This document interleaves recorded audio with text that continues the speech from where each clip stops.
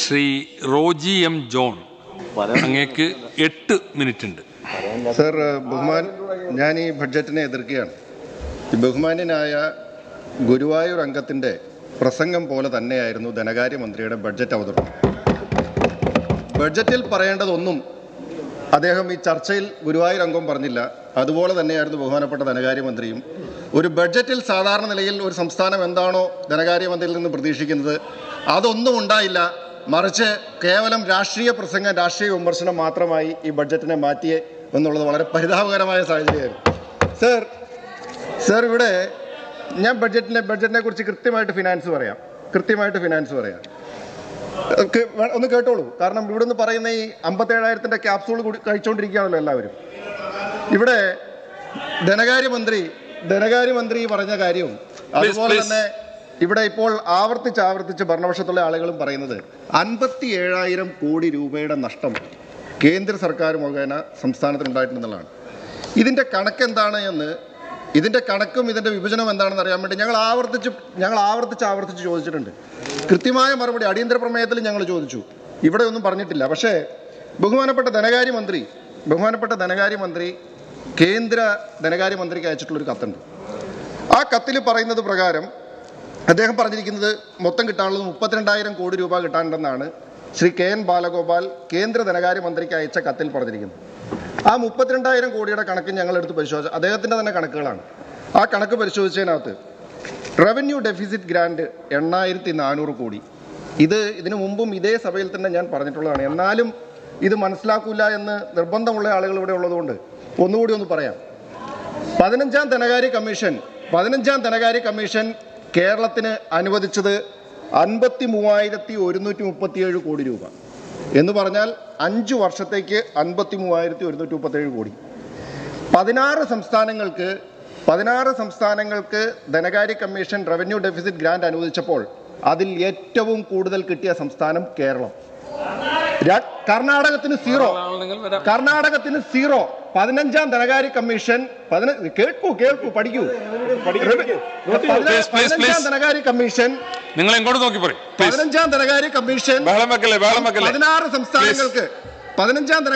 Commission 16 സംസ്ഥാനങ്ങൾക്ക് revenue deficit grant അനുവദിച്ചപ്പോൾ അതിൽ ഏറ്റവും കൂടുതൽ കിട്ടിയ സംസ്ഥാനം കേരളം.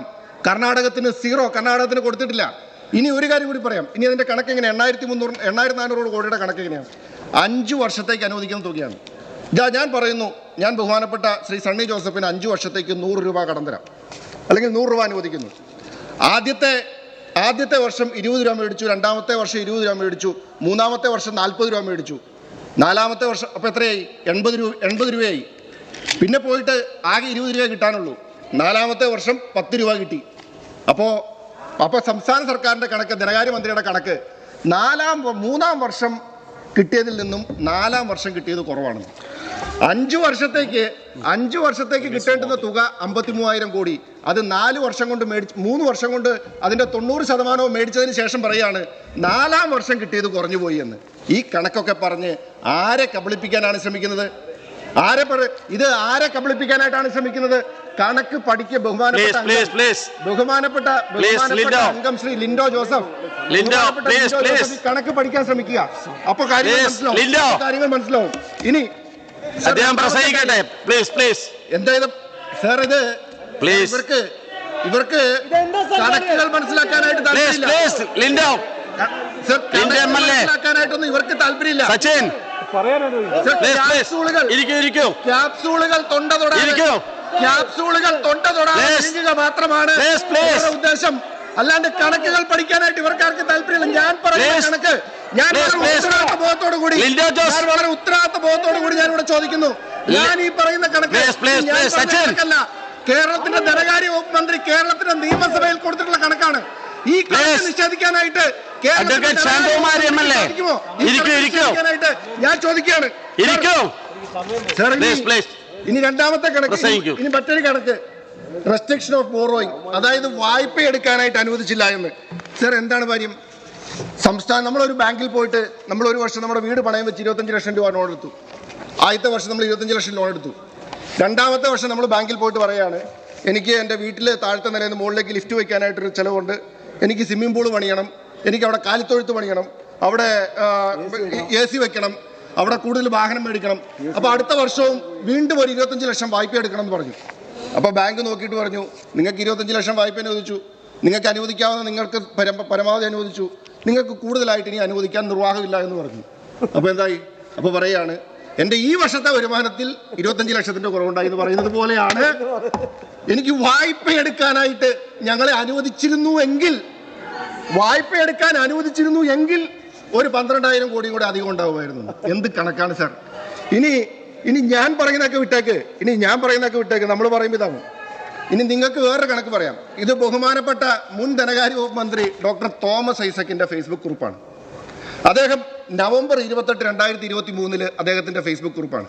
ഇനി ഞങ്ങൾ പറയുന്ന കണക്കൊന്നും നിങ്ങൾക്ക് വിശ്വാസം ഉണ്ടാവില്ലോ. നിങ്ങളുടെ ഏറ്റവും വലിയ സാമ്പത്തിക വിദഗ്ധനാണല്ലോ ഡോക്ടർ തോമസ് ഐസക്ക്. ഞങ്ങളൊക്കെ അംഗീകരിക്കുന്ന ആളാണ്. ഞങ്ങളൊക്കെ അദ്ദേഹത്തിന്റെ പ്രസംഗങ്ങൾ കേട്ടിരുന്നുണ്ട്.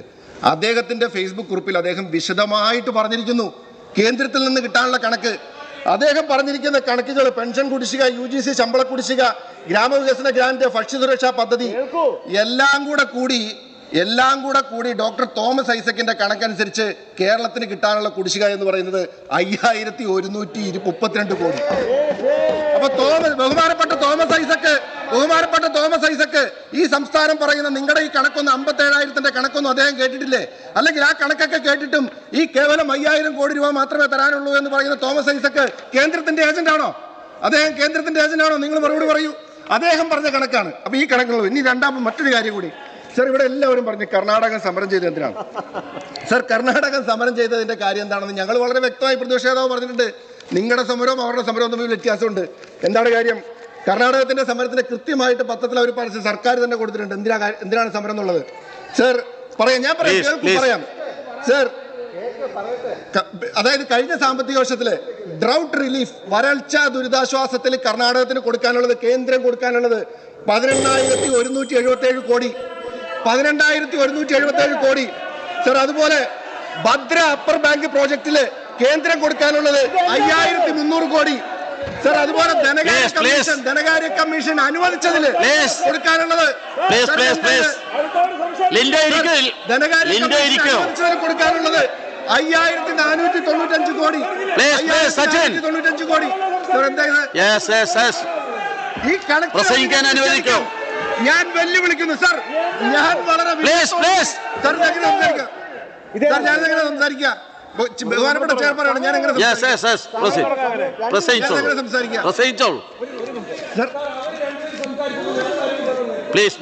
പ്രതിപക്ഷ നേതാവ് അംഗീകരിക്കും.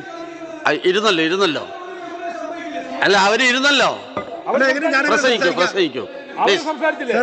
സർ, ഞാൻ പറയുന്നത്, ഞാൻ ഇവിടെ സംസാരിച്ച ഏതെങ്കിലും ഒരു കാര്യം ഞാൻ കണക്കുകളുടെ അടിസ്ഥാനത്തിലാണ് പറയുന്നത്. ഇതിനെ കണക്കുകൾ ഉദ്ധരിച്ചുകൊണ്ട് ഞാനിവിടെ ഉദ്ധരിച്ച കണക്ക് ബഹുമാനപ്പെട്ട ധനകാര്യ വകുപ്പ് മന്ത്രി ശ്രീ KN ബാലഗോപാൽ നിയമസഭയിൽ ഞങ്ങൾക്ക് നൽകിയ മറുപടിയുടെ അടിസ്ഥാനത്തിലാണ് ഞാനിവിടെ ഉദ്ധരിച്ച മുൻ ധനകാര്യ വകുപ്പ് മന്ത്രി ഡോക്ടർ തോമസ് ഐസക്കിന്റെ കണക്കാണ് ഞാനിവിടെ ഉദ്ധരിച്ചത്. വേറെ ആരുടെയും കണക്കല്ല. ഞാൻ പറഞ്ഞു ഇവിടെ കർണാടക സമരം ചെയ്തതിന്റെ കാര്യം എന്തിനാണെന്ന് കൃത്യമായിട്ട് കണക്കുകൾ പറഞ്ഞു. സർ, ഞങ്ങൾക്ക് കടമെടുത്ത് മുടിയാനായിട്ട് ഞങ്ങളെ അനുവദിക്കണം എന്ന് പറഞ്ഞുകൊണ്ടല്ല കർണാടകം അവിടെ പോയി സമരം ചെയ്തത്. സർ, കർണാടകം അവർക്ക് വരൾച്ച ദുരിതാശ്വാസത്തിന് കിട്ടാനുള്ള കുടിശ്ശിക, ധനകാര്യ കമ്മീഷൻ അനുവദിച്ച തുക അത് കിട്ടാത്തതിനുള്ള സമരം, ബാങ്ക് പ്രോജക്റ്റിൽ കിട്ടാനുള്ള 5,300 കോടി രൂപ അനുവദിക്കണമെന്ന് ആവശ്യപ്പെട്ടുകൊണ്ട് അവർ സമരം നടത്തിയത്. അപ്പോൾ കർണാടകം സമരം നടത്തിയ എന്തിനാണെന്നും കേരളം സമരം നടത്തിയ എന്തിനാണെന്നുള്ള വ്യത്യാസം നിങ്ങൾ സാധിക്കുമെങ്കിൽ ഇതൊക്കെ നാട്ടുകാരോട് പറഞ്ഞില്ലെങ്കിലും ഇത് മനസ്സിലാക്കാൻ ശ്രമിക്കണം.